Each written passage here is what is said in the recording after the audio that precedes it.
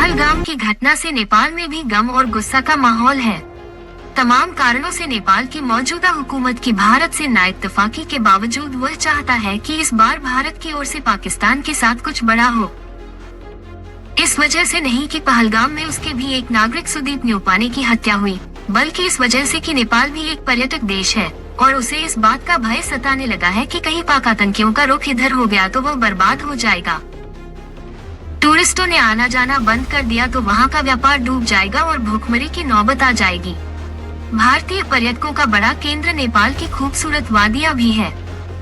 नेपाल के पूर्व प्रधानमंत्री डॉक्टर बाबू राम भट्टाराई ने दिल्ली में खुले शब्दों में कहा कि पहलगाम घटना के खिलाफ भारत जो भी कार्रवाई करेगा, नेपाल उसके साथ खड़ा है। ये केवल एक पूर्व प्रधानमंत्री की अभिव्यक्ति नहीं है, इसे नेपाल की मंशा माना जाना चाहिए।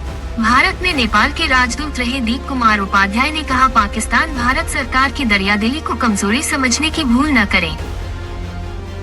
1971 में भारत द्वारा दिया गया घाव उसे भूलना नहीं चाहिए। आज भारत में उस वक्त से मजबूत सरकार है।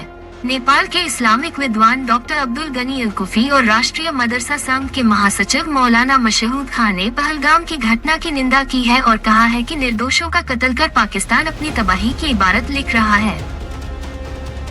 उम्मीद जताई कि आने वाले कुछ ही दिनों में उसे इसकी कल्पना से भी बड़ी कीमत चुकानी पड़ेगी। राष्ट्रीय प्रजातंत्र पार्टी के केंद्रीय सदस्य दीपक राजौरिया ने कहा कि पहलगाम में धर्म पूछकर हंसते खेलते पर्यटकों को निशाना बनाना पाकिस्तान की क्रूरता की पराकाष्ठा है।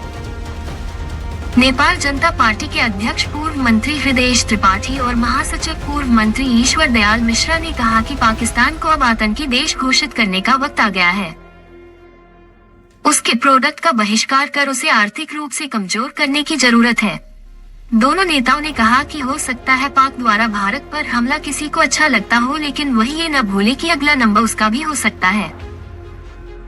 उन्होंने कहा, पाकिस्तान के लिए यह अच्छा अवसर था जब वह भारत से पुराने बैर भाव भुलाकर मधुर संबंध स्थापित कर सकता। उन्होंने कहा, हम सब उम्मीद करते हैं कि इस बार उसे जरूर ऐसी सजा मिले कि उसकी पीढ़ियां याद करें।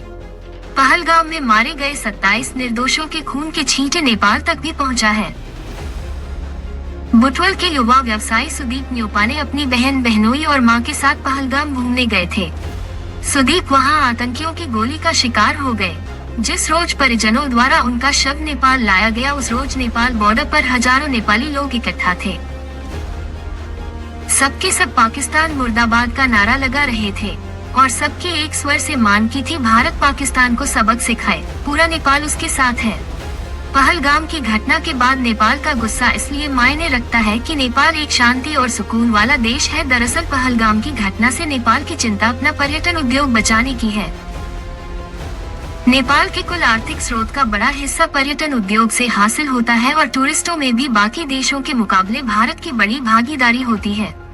यहाँ टूरिस्टों की सुरक्षा के बेहतर इंतजाम भी नहीं रहते और न ही खुफिया पहरा होता है। पहलगाम की घटना से नेपाल का डर इस बात को लेकर है कि कहीं नेपाल की धरती पर भारतीय पर्यटकों को निशाना बनाया गया तो उसकी तो कमर ही टूट जाएगी। चूंकि पाकिस्तान का आपराधिक दिमाग कहीं भी कुछ भी कर सकता है। वक्त आ गया जब इसका फन उठने के पहले ही कुचल दिया जाए।